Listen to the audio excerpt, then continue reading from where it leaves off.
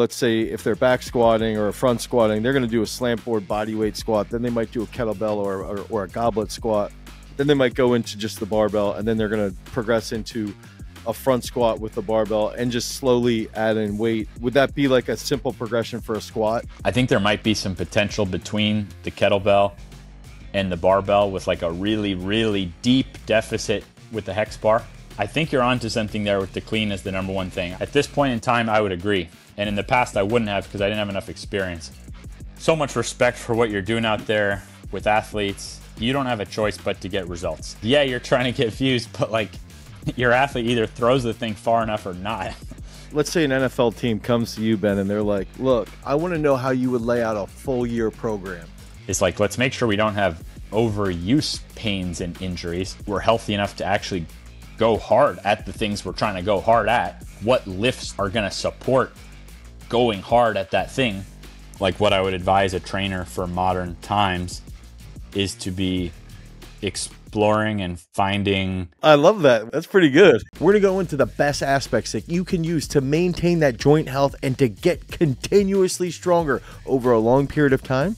And we're going to start right now. So we were fortunate enough to sit down with a podcast with Ben Patrick, aka Knees Over Toes Guy. We cover all these different aspects around what we can do with different athletes who are coming in the door and they're just trying to get their feet back under them. All the way up to a PE teacher or high school strength coach, what you guys could do to scale these exercises to take someone from day one all the way up to the top-notch athletes that you might be working with, and how those progressions and scalability can be implemented in a large group setting. We even talk about plyometrics, cleans, snatches, front squats in the realm of sports performance. This podcast is absolutely loaded with content. Let's get to the podcast with Knees Over Toes Guy. Ben, the ultimate positive. I want to say you're the most positive person that I know that gets hated on, probably the most as well. I find that really interesting. I wanted to paint this picture for you where we have an older, let's say an older 35-year-old dude comes in, older athlete. They want to come in. They haven't lifted in a while. They want to get back in shape. How do you walk someone like that through getting them healthy again and getting them like back in the gym, just training again and getting stronger? So first thing, because I coached over 1,000 group classes, tons of personal training. So the way my gym was set up is this person, I mean, you visited me before. What's the first thing I had you do is we started moving a sled, and we moved the sled forward and backward. Someone could even add sideways. Marty St. Louis, he would do this routine. If you've heard of the legendary hockey player, he would do forward, backward, and sideways, like just annihilate himself. But the point is with the sled, the sideways can take a little more body control for a beginner, let's say. That's why I don't use it as much for a beginner. Just moving the thing forward and backward. You start getting those legs going. I mean, look, the dream, right, would be that they could walk in and do a perfect clean, right? Like, wouldn't that be ideal? Yes, 100%. And kids probably can. Yeah. My kids are 3 and 5, and I'm looking at them like they're like the end mobility goal that anyone could hope for. So it's like, how far have we been removed from, let's say, just like walking up for the 35-year-old to like just like completely cold walking up to even 225, let's say, and doing like a perfect clean. Well, the sled forward and backward, it starts getting some things going. Then you can start getting into some deeper leg work. And then it's really about tailoring to the goals. You know, how athletic and strong is someone trying to be. But I do all the same, like, not to evaluate for you, but I'm trying to get a lot of the same qualities as everything I can see that you're trying to get for people. And my background and most of the people reaching out to me for help are fragile and have had X amount of surgeries. And so it's just it's a trickier game. And then a lot of people don't have a sled. So I've had to really spend a lot of time. I've spent a lot of time myself. I've gone 6 months at a time sometimes with no equipment whatsoever. Zero. just to explore, like, all right, what can we do to rebuild some of these positions with no equipment? That doesn't mean I don't want equipment. So the sled helps people get into that, but there's a number of ways. It's like you're trying to get to these robust qualities. So when you've gone without equipment, has that been like, okay, I'm going to try and train without equipment just because I want to see what, almost like I think about, there's a musician, Jack White, where he talks about when he played with the White Stripes, like he would just, it was just like him and the guitar, no distortion, nothing, unless he could make it himself. And is that what you would be doing in training? Or was that like, you didn't have equipment at all, so you had no access to equipment? Because I know COVID did have an impact on your gym. I guess, is it an experiment, or is it like a purposeful thing that has sort of been put on you? Yeah, I didn't want to do it. I was already a gym owner and had my own system and everything. And then it was like COVID hit. I'm like, well, gee, like 99 or at least 90+% of the people, the most common question is like, how do I do the knee system without equipment? How do I? And um, so yeah, I went 6 months with no equipment, and it wasn't ideal, but it was revealing in how, with body weight and high reps and single leg positioning, you can actually get some pretty decent, like, calf, quad. It's not ideal though, but at least it gives me good perspective now on, like, I can advise athletes better too, of like, hey, you're going to want to find some loading for this area or that area. I think that actually brings up one of the big questions. I was talking with Jason, and I don't know if you remember, Jake was also there when we came down to visit you, and Jake will still say that, like, the most amount of pain he's felt was pain in a good sense of, like, just doing the sled. And we were like, okay, I think we did like 3 or 4 lengths, and he's looking at me like, are we done? And we just kept going. Anyway, sort of refreshing on that 2000. When you've had, oh my God, when you go through the knee surgeries and stuff, it's like so badly within you. Like, you want to exercise, you want to sweat, you want to feel that, and you're so far from feeling that. So that was what really got me hooked on the whole knee and knee over toe stuff in general, was because, I mean, I was just a 18, 19-year-old on T Nation, just reading everything. And it was like, I knew about some of the Louis Simmons sled stuff, but then Charles Poliquin was the first time I had seen someone write about it specifically for the knee.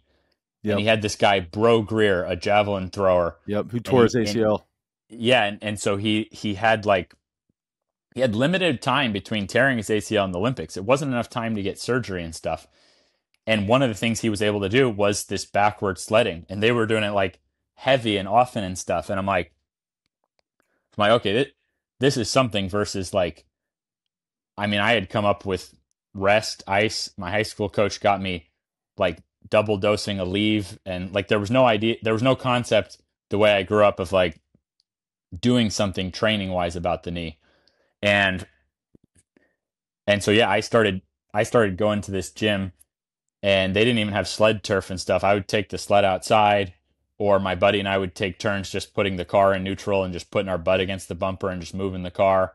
But felt so good as someone that's like, that the knee pain was always in the way of the effort, to be able to give that effort. And so that's kind of what I was trying to have you guys experience, is like, I'm not trying to avoid effort. Like, I'm trying to help people be able to give that vigorous effort without pain.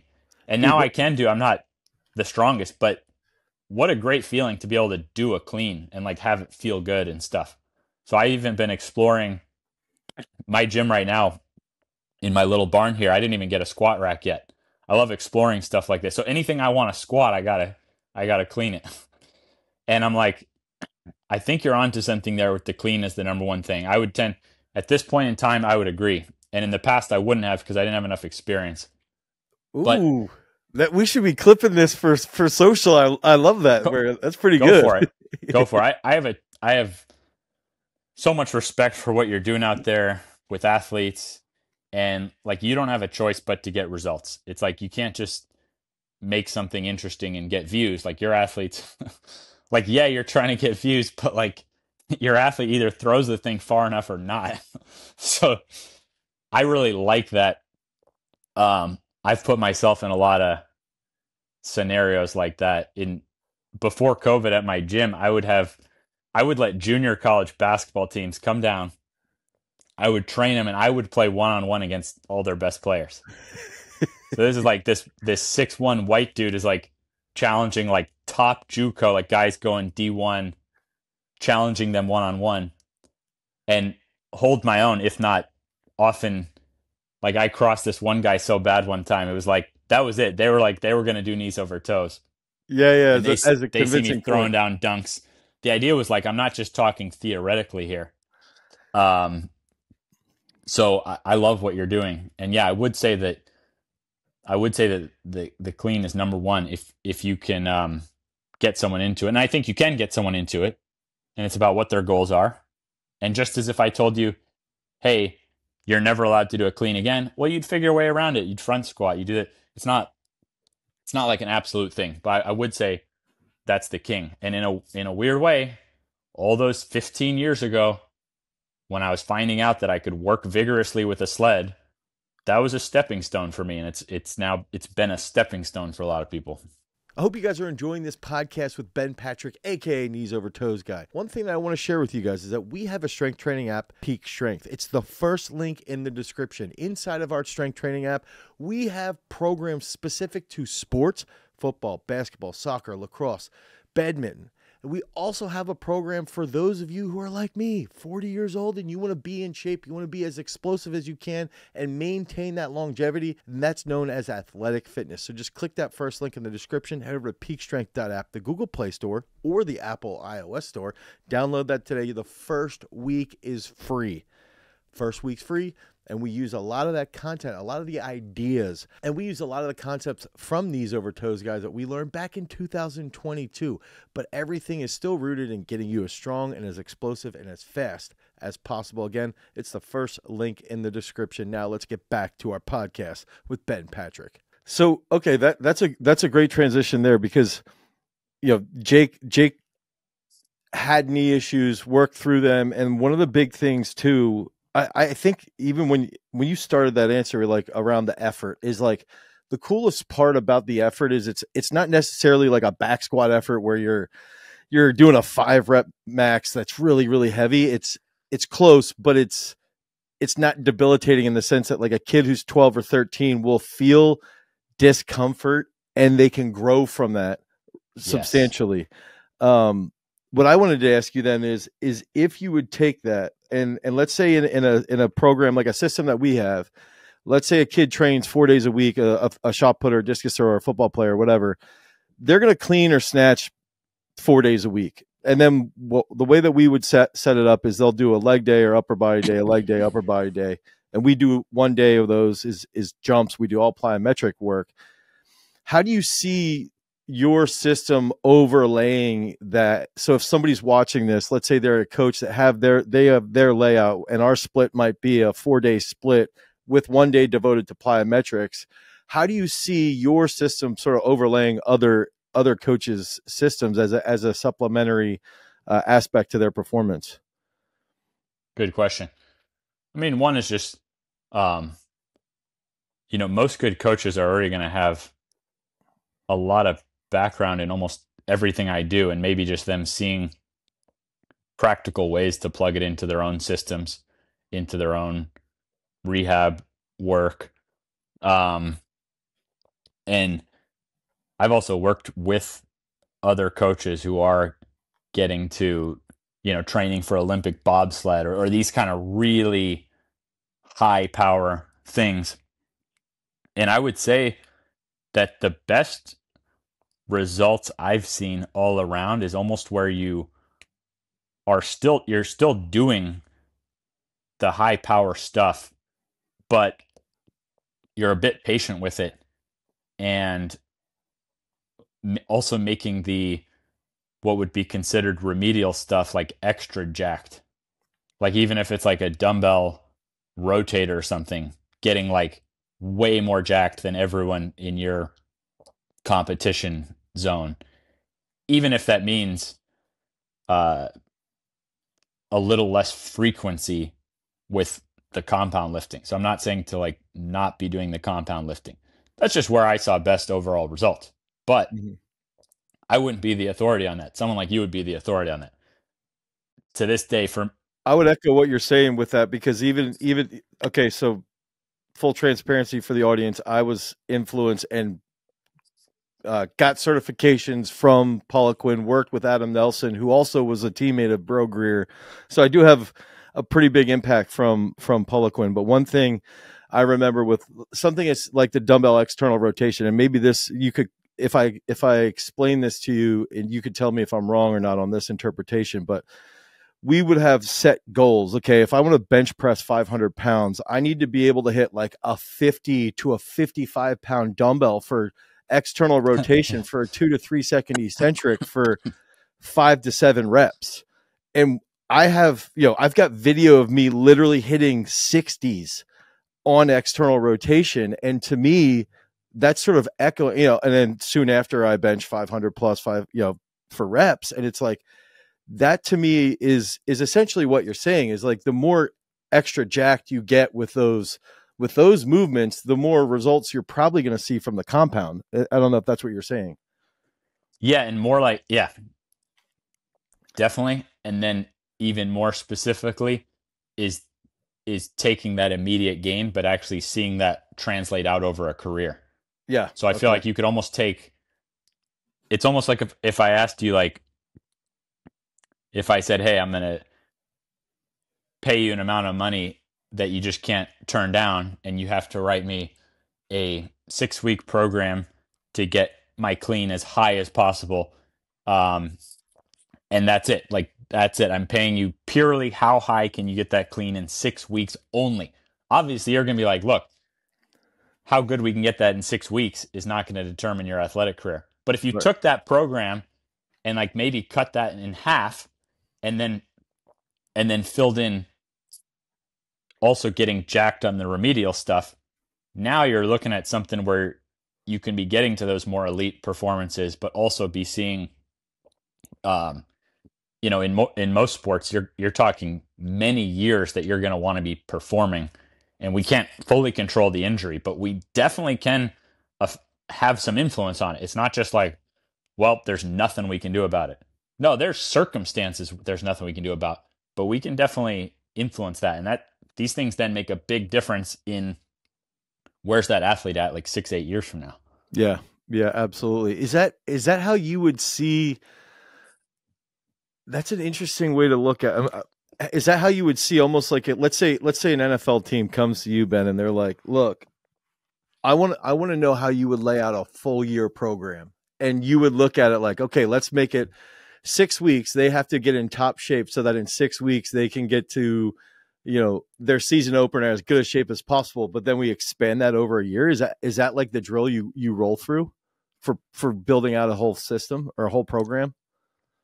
I mean, these days I'm more on the side of encouraging coaches to do what they're doing and make their own systems, and then just kind of take each scenario that's thrown at me and then try to supply the best help I can for that. So unfortunately, I'm not often in a position where it's like where someone's just giving me the reins to make their whole program. Right. And I don't think, I kind of like that coaches are going to make their own systems, and then maybe I can just like, so I am often asked to help with systems.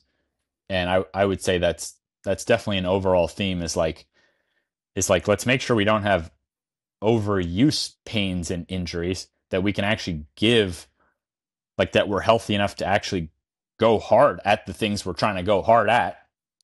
Now, what lifts are going to support going hard at that thing, but then let's not let's let, especially with youth and athletes, is like, you've got some time and you're young and you've got the hormones and stuff. Like, let's let that stuff be driving up with good intensity. I mean, that's something you guys do, is like,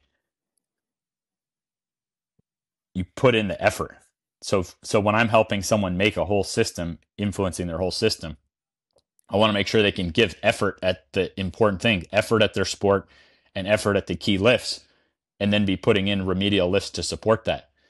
And if anything, I'm as weird as saying like, oh, they're in high school. Like, have these kids start figuring out a business for themselves or something where they're not just like overtraining and doing nothing but their sport all the time and overtraining themselves into surgeries and stuff. So I can get kind of weird with it that way. But it's like, I want that intent to be high, but then like let yourself actually like don't kill your career off with overtraining too soon. Right. How would you see, okay, so how would you look at something like basketball or football or soccer and determine a key lift for those specific sports if somebody is hitting you up? Yeah. And this is a lot of what my thoughts revolve around now. So I'm coming from a basketball background. What's optimal is not maybe going to be at all what's the actual practical thing. Like basketball players don't want to get under barbell squats and stuff. That doesn't mean I don't use them, but it's a whole different thought process of like, and we could take it sport by sport. Basketball, number one lift by far, conversation has to start there, is a deep squat. Wait, why a deep squat? Because when you jump, you can watch a whole basketball game and someone's knees might not actually bend below like 90 degrees. That's exactly why a deep squat, because there's so much missing adaptation there. So I made this mistake for most of my early playing career and stuff, was assuming to never squat below the position of the game. So I'm thinking, okay, the number one reason not to squat below the position of the game is because you don't go below it. No, that's actually the number one reason to do that. Okay. Once that really clicks for someone, and usually I just have to show them different examples. Like I'm helping at a high school here, and they just won states in track this spring. They just dominated. They're already doing well, and then I just like put in this kind of ATG stuff just in moderation. And day one, it's like if you're in a jumping sport, deep squat is number one. And it's like, wait, what? Like, because high jump, your knee barely bends. But I went into the first workout and I had on my phone like ready to show them Stephen Holm in a deep squat. It's like, wait, why is this guy, he's a 5'11" gold medalist high jumper. Why would you deep squat if the high jump, your knee barely bends? So really, once I can get the buy-in on that, on the deep squat, then it's a matter of like finding what version that athlete will stick with and do. And that can vary a ton from sport to sport. So with basketball guys, I like using the slant boards a lot because I can get those legs strong. They can kettlebell or like hold a heavy dumbbell. They can do, like from a scientific standpoint, this would sound dumb, but you could take most basketball teams and just do a 20 rep, like as heavy of a dumbbell as you can, a 20 rep slant squat, and you'd actually have like a better key lift than most basketball teams have. Like you could make. Yeah, they're just doing partial lifts constantly, and they're never really. It's funny because the whole concept of like sports specific joint angles is like, it's, I even think to a point, and in my experience, peaking athletes, even it's so wildly overblown, and not that joint angles don't matter for strength and stuff like that, but it's like, oh, well, the whole concept, the whole natural thought process, what you had just said is like, look, if you're doing quarter squats constantly, or you're not even squatting because you never see a loaded squat in a game, now you're missing points of that adaptation. And now somebody who, these guys are taller, right? Think about a basketball player who's 6'10", and they're landing constantly, and the amount of force when they land, but they have no adaptation through their joints. They have no adaptation through their ligaments or tendons to be able to constantly handle that force. It's almost like I wouldn't say it's a misconception that's so prevalent in the world of performance even. Yeah. Yeah. Yeah, we could talk all day about this. I mean, Michael Jordan was back-to-back slam dunk NBA champ before he even met Tim Grover, who became his trainer. Yep. So, so, and MJ didn't get serious about basketball till 16. So, through some combination of genetics and his willpower, he was, and if you look back at that footage of like young MJ dunking from the foul line and stuff, on tape, he never got an inch higher and actually only gradually went down in his vertical as he lifted weights. So that doesn't mean that weightlifting makes you lose your jump, but the point is that to say that a basketball player that they're training off the court would have to be explosive and mimicking only the position of the game, and like basketball players have so much skill, are usually tall, and their number one barrier is in the knee. So if you can actually get tissue and almost like bodybuilding for your leg muscles and tendons, and when you throw that slant, you actually put more load and development on the patellar tendons. You can, anyone listening to this part could go onto AI right now and say, are there studies on using a slant board for the patellar tendon? And it'll spit out a bunch of studies and show you how it's actually incredibly effective for helping people from arthritis to all kinds of patellar pain things. The point is that for a basketball player, it could be that boring and simple as like driving up your strength on a 20 rep dumbbell slant squat. I'm not saying I would end there, but it doesn't have to be remarkably complicated. And how we got into this was, how do you pick a key lift and based on what sport? So basketball, it's hard without having some reality in different sports. And if you're not willing to think for yourself a bit, because in basketball, yeah, without having been through all this, I wouldn't have guessed that the number one key lift would be a deep squat. And then once we've established that, what kind are basketball players actually going to stick with and do? And so, like I think the clean is the number one lift, but by the time guys are even in high school basketball, most are not going to want to do that. Yeah. Now what's interesting you could get them to do that, yep. But that's where the whole art of it comes in. And whether or not they're going to keep doing it too. Yeah. Okay, what about football or soccer then? Key lifts for those two. Soccer's more on the wussy side with basketball. I mean, really, there's been so many fantastic coaches who were inspired by Charles Poliquin in some way. And some of the insults that I'm like Charles Poliquin for wussies or Charles Poliquin for dummies, when I heard those two insults, I'm like, yeah, that's it. Exactly. Like that's my passion in life, is taking all that genius that he had and making it accessible, and also making it for not just people in sports like basketball, but then people who've had knee surgeries and stuff that they're just never going to even try a clean, but I can help them actually get there. So for soccer, you're talking more like basketball. I think for soccer, you have more potential to get on that slant board with one leg. So normally when we think of a pistol squat, we think of flat ground, rounded back, and like kind of like bouncing using rhythm out of the bottom. You know how hard it is when you stand on a 25-degree angle on one leg. Don't round your back. Control every inch of that eccentric range. Pause and then come back up.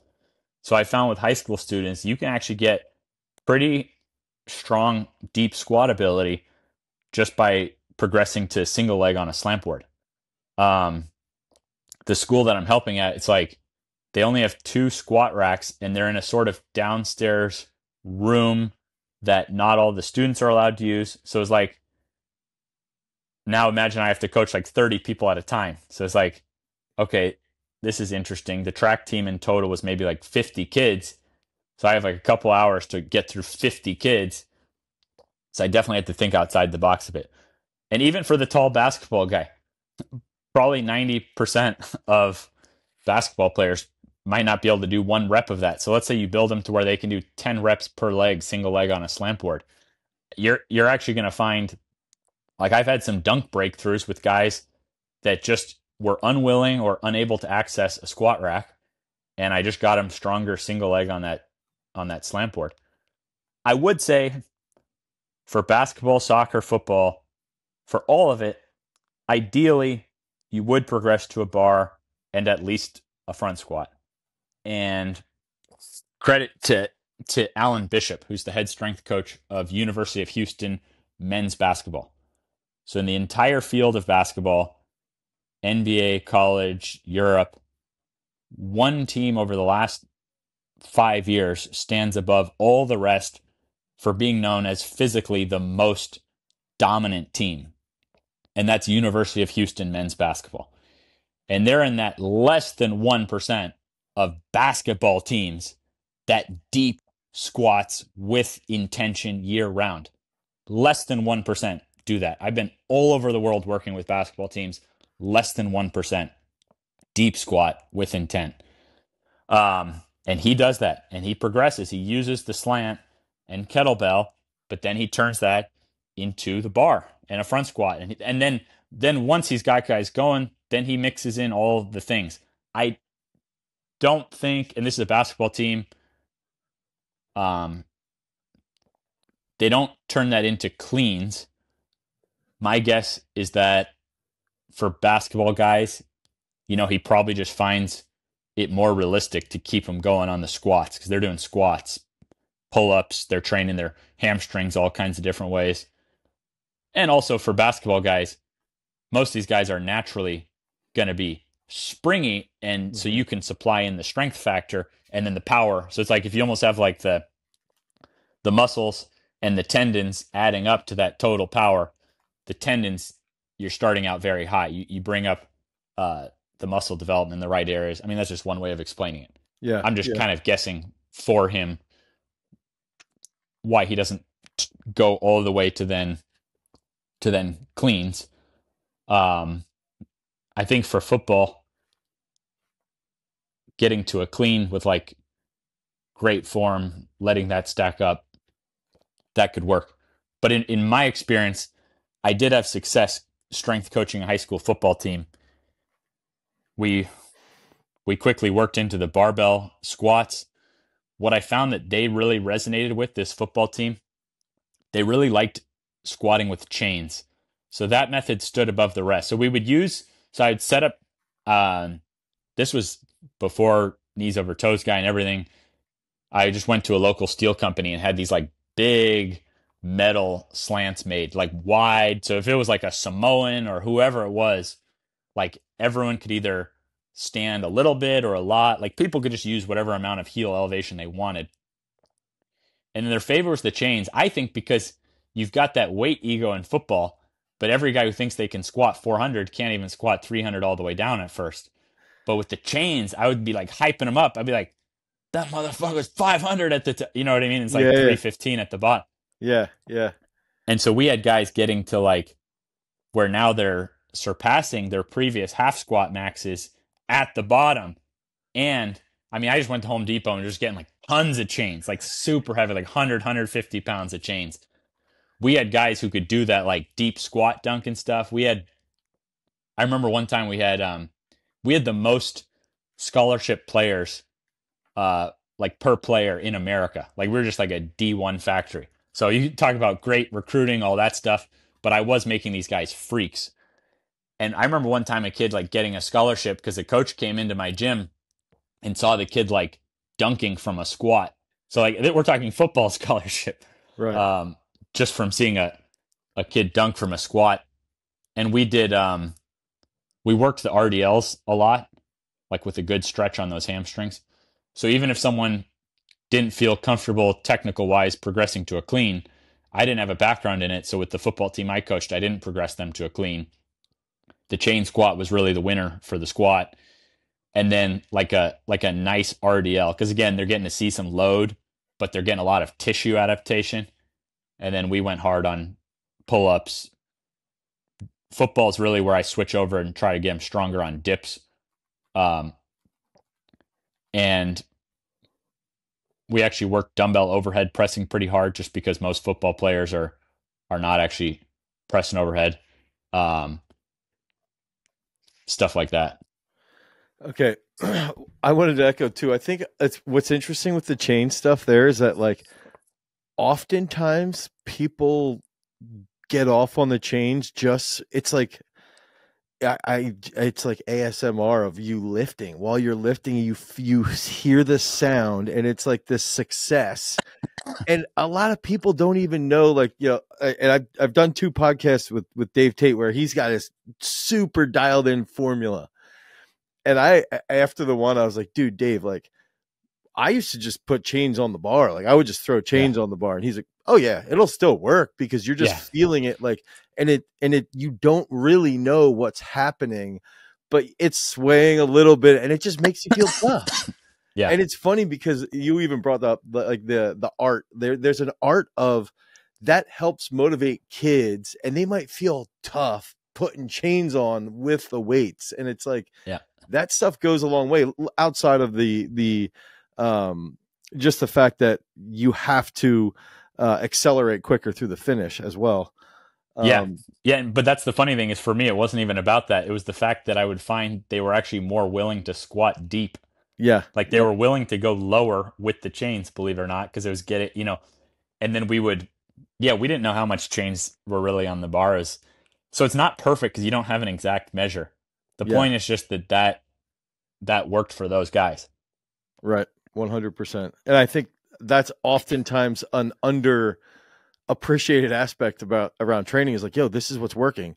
Why am I doing this? It's because this is what's working. They're like, that's just the way that is. Okay. I wanted to go into, I got a whole bunch of questions off of that. I have some questions around progressions too. So if you have, in this case, so essentially, and maybe you could clarify, but I looked at it like the progression you would have somebody, let's say if they're back squatting or front squatting, they're going to do a slant board body weight squat. Then they might do a kettlebell or a goblet squat with a kettlebell.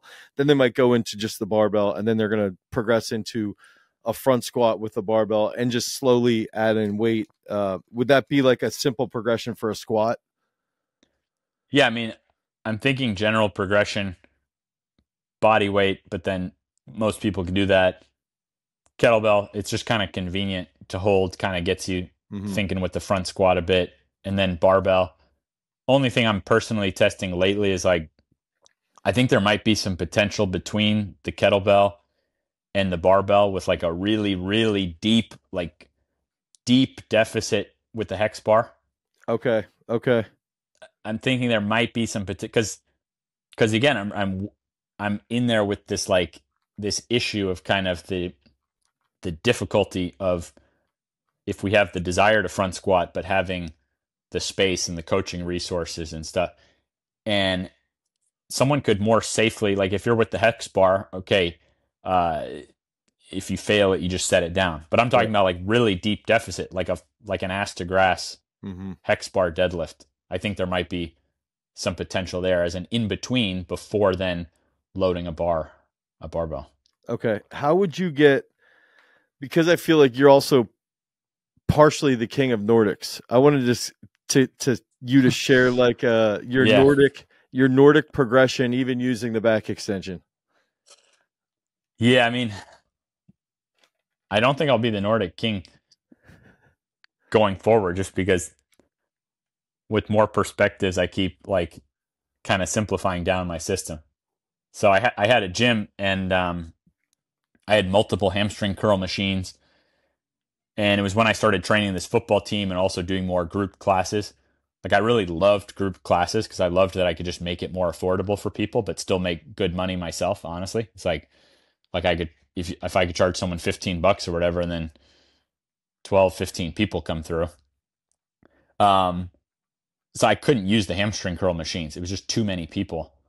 So that's when I had one Nordic bench. That's when I got 3 Nordic benches, because it's just much easier for people to get on and off, and there's too many settings to dial in with hamstring curl machines. And I had to kind of reconfigure my gym for each group class to make it smooth. And it was like, I mean, I don't know if you've ever tried to move around a hamstring curl machine.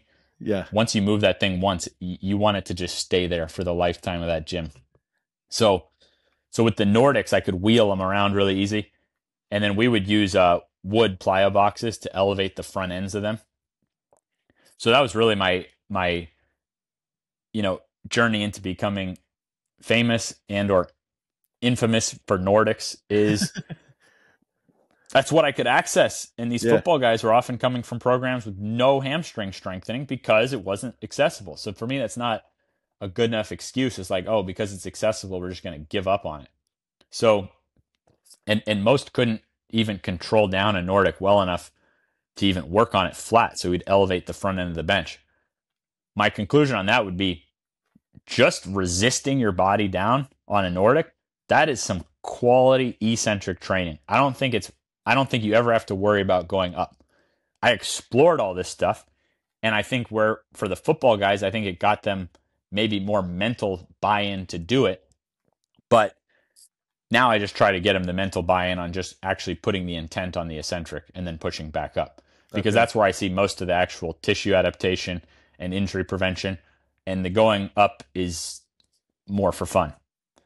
Now, further than that, because again, when I was now at this school here, where this was the first time I ever had to train like 50 kids at a time, which was like, I felt like I got hit by a bus that day because it was just so hard to apply things in my system that I thought I already had made accessible. So from Sled to Nordics, I had to rethink things. Now, Rogue or Sornex, like the whole rigs and where people have a lot of power racks, both those companies make the roller pad, and then AbMat, you can put that on the floor for your knees. So you can do Nordic eccentrics without taking up a bunch of space, hardly any space, because you could have 6 of those or 10 or whatever of those roller pads to hold your heels down, put the AbMat for your knees, and then work Nordic eccentric. But underlying that, because also when I did have like a football team, for example, and now the school here is it's a very small school, so the students all have to participate in some sports, but that means you often end up with some people in different sports who are not athletes at all. And they're kind of like looking at me like the Nordic is like torture. Like, why? Like, it's the first time I saw it from the perspective of someone who wasn't trying to become athletic, of that perspective of like, why would you torture yourself like this? They get a calf cramp while they're doing a Nordic eccentric, and they look up at you like, you guys do this for fun? Like, this is what you enjoy doing? Exactly. So I knew it pretty quickly. I was like, dang, my system's not well rounded enough here. So I really like those hamstring rollers because even like the weakest students can start on 2 legs. That makes a little more sense to them, the hamstring roller. But now you go to 2 legs up and then 1 leg down and then progress to 1 leg. So that's my new Nordic system is 4 steps. 2 leg hamstring roller, 2 up, 1 down hamstring roller, 1 leg hamstring roller, and then optionally Nordic eccentric. Our 100-meter guy he's a sophomore and he just broke 11 seconds. But he hates the hamstring roller because it's like tedious, whereas he likes the Nordic eccentric because he can get like a harder workout quicker. So you have when you're coaching in a school, you have like total different viewpoints, and and so I feel much better about this system now. And with the hamstring roller, so I store 10 of those easily. So now it's like, okay, now I could, if the 50 cattle stampede in, I'm not like, oh crap. Like I had four sleds set up, 3 Nordic bench, and then like 50 kids come in. I'm like, that's not enough. I need like 10 of something. And it's like so loud in the gym, and they got like PE classes going on the court next to it, and like, so like they can't even hear me. And I'm like, how do you teach 50 kids who like can't even hear you speaking? So it has to be like really simple. I have to be able to set up 10 of something. So yeah, the hamstring roller works for that.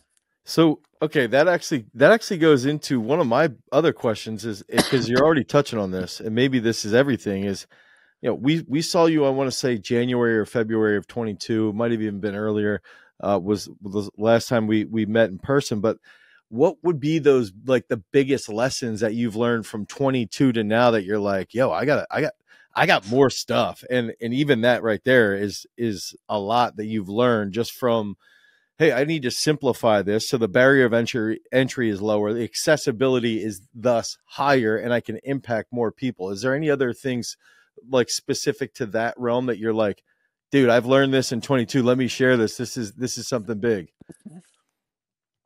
I mean, similarly, how you've got, because the things I'm kind of known for, sled, Nordic, slant board, knees over toes, and stuff like that. Um, I would say that in that time, I've got 2 kids now. I've got a third kid on the way. Oh, nice. Congrats. Thank you. So, Heck yeah. I think a lot about them, and I kind of realized, because even before the knees over toes guy thing, I was coaching kids. So I think I realized I was happier coaching kids than arguing with adults. So, and also, look, if someone goes and watches my content, like, I'm not calling out other people and stuff. Like, I'm stating what I'm stating. I'm then trying my hardest to back up what I'm stating to show how it scales. So definitely seeing the amount of hate on that was kind of like, that's not a game I want to be a part of. Like, I don't feel, uh, even if someone it's very easy to tear people down. Like, if you've got a little intellect, I don't know, I could look at my stuff and try to tear it down as well. Like, that's politics. Like, you can do that with anybody. That's just like a skill of being able to, like, being a skilled critic. So that side of it is definitely like, I don't have that bone is not in my body that like wants to prove those people wrong or get back at them. I'm more than lucky. And what's weird is that like they don't realize that they blew up my content so much. Like, I've probably made more money because of like if haters didn't exist, I might have made less money. Like, I would think just like never even utter my name is probably a better strategy if someone actually hates me. But it was Right. weird seeing like how normalized that is to just be like tearing down other people and stuff. Um, Taking things that I do out of context or whatever. But it was clear to me like just not my game in life, not interested in that.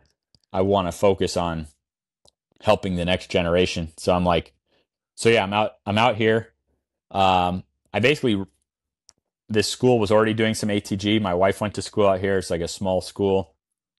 And so I've like totally done their gym and done different volunteering, helping with different sports. I'm going to coach the basketball team this year. But I'm also, I love just being out in more space, land, stuff like that. So I'm building my own big barn thing in Tennessee, and then I'll just be chilling there for the next 10, 20 years, however long it takes to raise all these kids. So that's I would say that's the biggest shift. So you'll see that most of the changes in quote unquote my system are actually thinking about, okay, well, just because I think I like something, are my kids going to be able to grow up and easily do this? Am I going to be able to put PE classes through this? So I would say that's the main shift. For sled, I'm working with Spud. Do you know Spud out of South Carolina? I mean, I'm sure Yeah. you've seen Spud. And I remember, I mean, we have the Spud dip belt. We had the Yeah. Spud squat belt. So yes. Yeah. So so after all these years, my favorite creation by far is something I'm making with him where, because that material is so durable, and he even makes some little sleds out of that material. We're making one a bit longer so the students can sit on it. It's got handles on the side with that fabric. And so then people can buddy up and do sled dragging without a metal sled, without even putting weights on it, just by the student sitting on it. Because that was another one I ran into. So if the sled is my favorite thing, and it really is my favorite thing, yeah, the buddy sled is like, that's my favorite culmination of all this is that schools and students can easily sled. So we're getting that ready, but that's the whole. I would say that's the whole trajectory for me, is rethinking from that angle. Okay, I like something, but how could I use this in a gym class? That's a tougher question.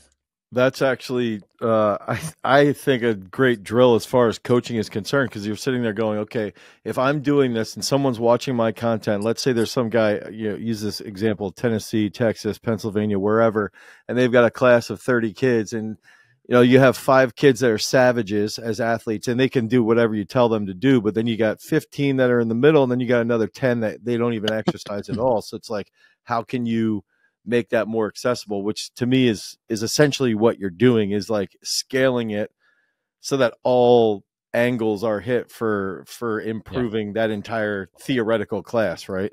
Yeah. It's tough. So that's even things like the tib bar I really like, but that's not the winner for schools. It's a bit tricky to set that up and stuff. I would say now my approach would more be like forward and backward farmers walking for students. When you're going forward, you're actually hitting that tib pretty good. Mm-hmm. And then when you go backward, you're getting into that soleus really nicely, like the foot and the soleus, backward farmers walking. Um, and then more like if someone's coming off rehab or shin splints or whatever, sure, we can throw in some extra leg work. But it's like that was something I was, coming from being hyper obsessed on rehab and rehabbing my own body. The tib bar was like, oh, great, this little unit I can do. But then training broad students, it was like, oh, wow, this is actually not a winner here. Right. I actually did have a question, because you were talking about the Rogue, the Sorinex racks too, like the single leg pad. Like we would use, I would look at that as like a single leg squat pad. You're using that for Nordics. What do you see? This is, sort of like a simple question, and it probably doesn't even matter in the grand scheme of things, but what do you see as the biggest difference for, we use single leg squats where the rear leg is elevated constantly, at least once a week for every single athlete. What do you see as the difference between that single leg squat with the rear leg elevated versus just the split squat position, and using like the knees over toes guy split squat as an example? Is it mainly around how much the knee goes forward and the load there, or do you see anything specific that we might be losing out on by predominantly doing single leg squats? So when you guys do a clean, when you catch that clean, your knee is as over the toes as mine is. I mean, you're the real knees over toes guy.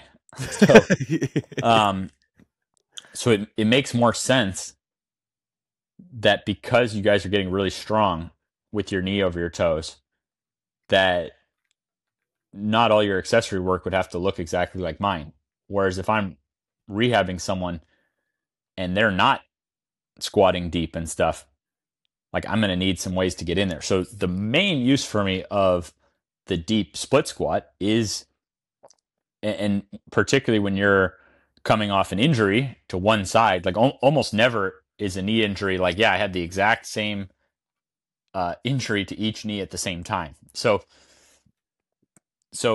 getting that deep split squat, the big whole purpose of that for me was helping myself and others feel better in a deep squat. So the more someone has the deep squat, the less relevant that is. So it's just all total factors. And then whether it's the way you do it or whether the way I do it, there's some good, some degree of stretch going through that back leg as well. Yep. Like obviously we want the hip flexors to have some decent flexibility. So I just see all of the training as like the total. Your body doesn't know what exercises you're doing. Like it knows what stimulus and impacts and inputs are happening.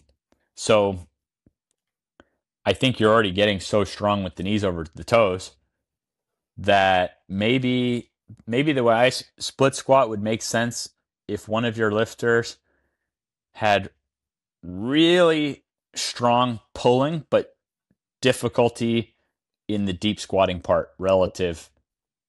And then for me, as like skinny basketball knee pain background, you're talking about so many of us from that background are just the worst at deep squatting. Like you go find a skinny basketball guy with knee pain, you'll be lucky if they can squat their body weight deep. Like really, so it definitely makes more sense in that regard from a rehab aspect versus your guys who are really strong with the knees over the toes.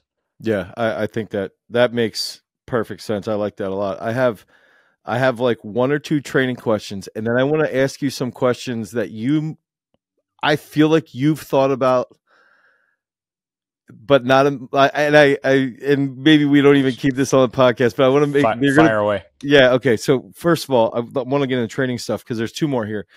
Plyos in training. Okay. So for the way I'm going to try and paint my system as quickly as possible, where we have a day 1 leg day, day 2 upper body day. Both those days we're going to do some type of weightlifting movement in the beginning. Day 3 will typically be, and there's some rest days in there. Day 3, that's when we're going to do, we call it athlete day. So we'll do maybe like a power snatch or something like that. And then we're doing jumps. So we'll do plyometrics, and we might set it up so that there's like 50 to 200 touches, right? And that could be either hops or like high intense jumps. I've always sort of looked at your stuff and been like, okay, well, Ben's probably getting so many jumps out of basketball and so many touches out of basketball. If you have someone who's not in a sport like that, like not in basketball or volleyball, do you, or would you look at that and be like, okay, maybe we should have some type of setup in a week where we do a certain amount of plyometrics or not? Yeah. I mean, I often update my thoughts on that so that I have a resource for the person who's like, I don't have plyo in my life. I want some plyo. And my conclusion on that is the basis of what I really like is 4-way run and 4-way jump. And what that means is, so for 4-way run is like, you're actually working on running backward. Then it could be like karaoke drill to your left, karaoke drill to your right, then working on running forward. That gives someone who doesn't have plyo a decent basis. Like my parents actually really like that. So they might walk backward, walk sideways, walk forward, then maybe even start to jog, like be able to run backward. I think the backward jogging and running is underrated plyo for people constantly getting hurt when they try plyos, because you're emphasizing those Achilles and patellar tendons. And then with the jumping, similarly, it would be jumping backward, and then lateral jumping could be like a line jump back and forth, but trying to get some decent distance there, like trying to get some aggression into lateral jumping. And then jumping forward, which I would do like a hurdle hop, but without actual hurdles, so that these fragile people aren't tripping on the hurdles. And so with that, with the jumping, you can scale pretty easily because you could take any of the backward, lateral, or forward to single leg. Like if you can jump backward, if you can be hopping backward single leg, line hopping single leg, essentially what looks like single leg bounding, that's some pretty, like single leg hurdle hopping type, that's some strong force there. So I'm not saying that everyone, my mom and dad, they do all my systems, but they're not single leg hurdle hopping and stuff. So this 4-way run, 4-way jump, it gives me a nice sequence for people who don't have any plyo in their lives. They want some kind of movement. With the 4-way running being more like, make sure your body can do that stuff well before we start going up and down. What's up, guys? Our podcast and our channel are sponsored by our own strength training app, Peak Strength. The entire focus of Peak Strength is to provide you guys with the absolute best sports performance app that you could ever imagine. We build out the programs on the back end.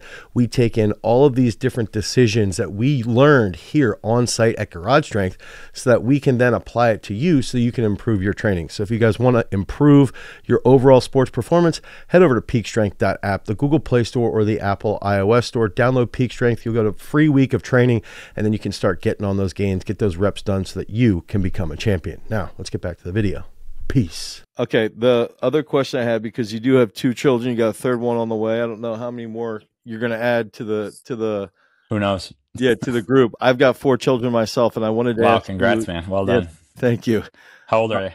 I got just turned 14, a 10-year-old, and then twins that are 6. Wow, nice, man. You're getting through. You're surviving. Yeah, I'm trying to. And my 14-year-old, this is a proud dad moment. He just cleaned 107 kilos last night, so he's pretty strong now. Wow. He's at that point now where I'm like, I like push him, and I'm like, dude, he's getting big. Like, he's getting Wow. his vert's crazy. He can jump out of the building. Wow. Okay, I'll stop bragging about him. I wanted to ask you, like, how do you look at, or how would you, with your children, growing up, raising them, getting them through training? I'm trying to figure out how to pitch this as far as like them, because you painted the picture really well with your kids now, where it's like they're the end goal of mobility. Is it the expectation that they maintain that? Is it an expectation that maybe they, I don't know, like how do you think about, let's try to maintain this as well as we possibly can through their growth patterns, and still keep them as sturdy as possible? Do you think through that? Oh yeah. Yeah. And it can be really simple. I know from getting mobile in my 30s, that it can be really simple for them. So number one is if you're doing a full range of motion squat, you're already checking a lot of boxes. And then, with that deep split squat, as well as to the front and the side. So the names that came about are like Cossack squat, or there's a bunch of different names people would call the full split squat to the front. I mean, if you can split squat deep or lunge deep, whatever you want to call it, to the front and the side, that's relatively easy stuff for kids to get as they're developing, and then relatively much harder as people get older to get those things back. So just with those, and then throw in, like, I'm a big fan of RDL with a good stretch on the hamstrings. But if you just took that, that's 4 movements: deep squat, deep front and side split squats, deep RDL. Not bad for 4 movements where you can also get strong. I wanted to ask you, and this might be totally wild, how do you look at AI? And how do you look at AI and like how you can use it, but also how you can prep for it for the future, from a business mindset? Yeah, I mean, I think both social media and AI, I was just thinking about this yesterday, I think they're both net negatives. However, obviously on social media, there's bright spots, like how you can learn stuff that would have just taken decades and decades and decades before, if ever, to find the information. So for AI, I don't know. I don't personally have any uses for it yet. I like, a lot of people are kind of switching different customer service types functions to AI. I'm going to kind of go to the opposite. I like people knowing that like a real person is working with them. My customer service is in the US, minimum 30 an hour, minimum wage. Most more than that, like actually experts on this. So it's like, I just want to kind of treat the people the opposite of outsourced and AI customer service and so on. I haven't found any other uses for it because I'd rather make less content and have it be I don't know if it's, let's say it's writing content, like, oh, AI can write for you. I don't know. I'd rather write less and just have it be me writing. So I personally don't use it at all yet. What about you? Wondering, do you ever think about like, shoot, man, like what if somebody goes into Gemini or ChatGPT and they just type in like, I'm going to get a knees over toes guy program or something like that? Like I've wondered that, because now with our app, and what's crazy, I also was thinking about this in 22 when we met with you, we were just starting to develop our app, and now we're 3 years into it. It's like, those are questions I had thought through. Yeah, I think it's an unfortunate part of the reality is I think a lot of people will do that. I think that, like, what I would advise a trainer for modern times is to be exploring and finding an online income source that you really like, that you're passionate about, that works with your integrity, but having yourself grounded in some kind of physical practice of some sort. Um, so, I mean, for me, it was my gym. I was only a gym owner and not online at all. And then I switched to only online. And in hindsight, the best lifestyle was actually like when my gym was cooking and then I had the online as a bonus. So I think it's dangerous times out there uh, for people who want to be online and have a high integrity business. I don't know. It sounds kind of scary times ahead to me. Yeah, it's like one of those things too. Yeah, I agree with you. Okay, one more question, and hopefully your phone's good, because I wanted to ask this too from social media. Maybe we can talk about this in the future. Is like, how do you see? And I was thinking about this selfishly.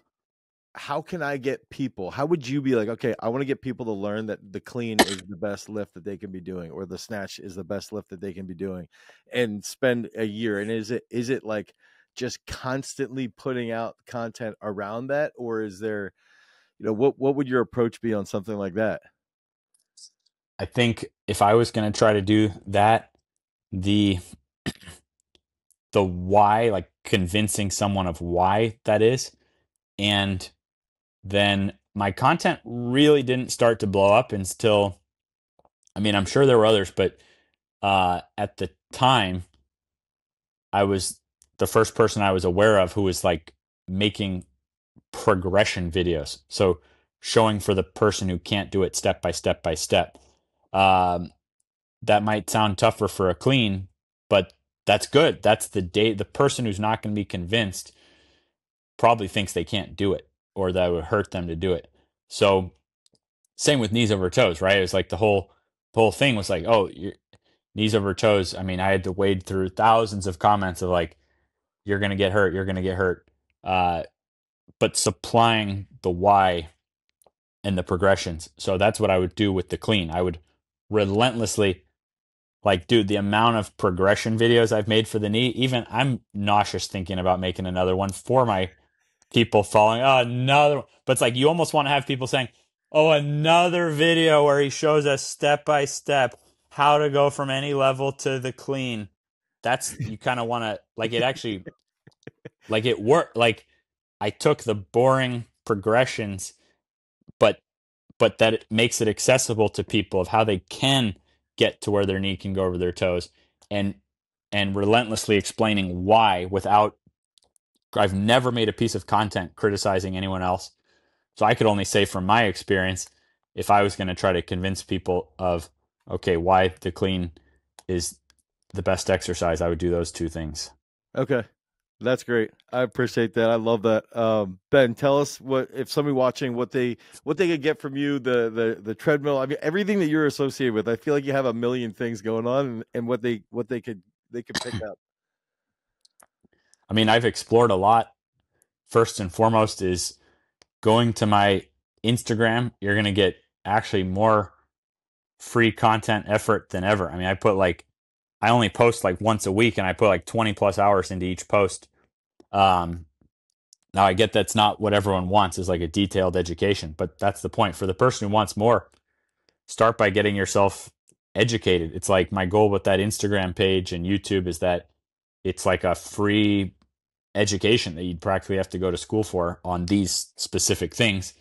And then they can decide for themselves. My passion now is, I mean, I have my whole line from my shoes to all the different things I make are being worked on in America now, and that's just kind of my passion. But that doesn't mean it's going to be the best for consumers on each item. Some items will be difficult or expensive, or so. As far as what someone should buy, I don't know. Follow the free stuff, and maybe something will resonate that I can provide, um, or one of the knockoffs can provide at a better price. All right. Everyone wins, right? Yeah, absolutely. All right, Ben, thank you so much for this. hopefully we got something cooking in the future as well. I appreciate you coming back on and finishing this. And No, I'm I gonna love. come up there. Let's explore this. Let's do the clean. Let's look at how someone could progress into the clean. This is important stuff. This is the kind of stuff that I am most interested in is helping the next generation. So I'm hyped for it. All right, absolutely, 100%. I just need to know what's the airport. Where am I going? You could go Allentown, Harrisburg, or Philadelphia. What do you suggest if I'm coming from? I'll either be coming from LAX or Portland Airport. I'll be coming from one of those two. So LAX, I mean, you would fly direct into Philly, I would say. Portland, Yeah. because you could also go to Dallas, and then Dallas flies into Harrisburg, which is close, about 45 minutes. Philly's about an hour and 20, but you can get direct into Philly from anywhere. Okay. Allentown, how you can far of fly the to drive Charlotte. from Philly? An hour and 20. Oh, yeah. Yeah, it could be. No, that's nothing. Okay. I've been driving up from LA to Oregon because to bring the dog, I don't make him fly. So the wife and kids have been flying, and I've been doing this long ass drive. No, an hour 20 is great. So I'll you're in just fly into Oregon right Philly. now? Yeah. Okay. Where at? Well, I guess you could tell me. No, it's like 90 minutes west of Portland, Sheridan, one stoplight town. Okay. It's fantastic, honestly. Yeah, I spend a lot of time in Eugene, so I'm out there. Oh, yeah. Probably 5 weeks out of every year, 5 or 6 weeks. Oh, I'm wow. in Eugene, Wow. all the time. So, yeah, I always love that. Oregon, I love Oregon a lot. So, Nice. I would say, yeah, you could do Dallas to Harrisburg, Dallas. I mean, you could go Charlotte to Allentown, or you could just go straight into Philadelphia, and they're all between about a 40-minute to an hour and 20-minute drive. So, all right, good. Yeah, that's easy. Okay. All right, Ben, Nice. I appreciate this, and I'm gonna stay in contact with you on text and look forward. Yeah, I'll keep you posted. I'll talk to you later. See ya. Peace.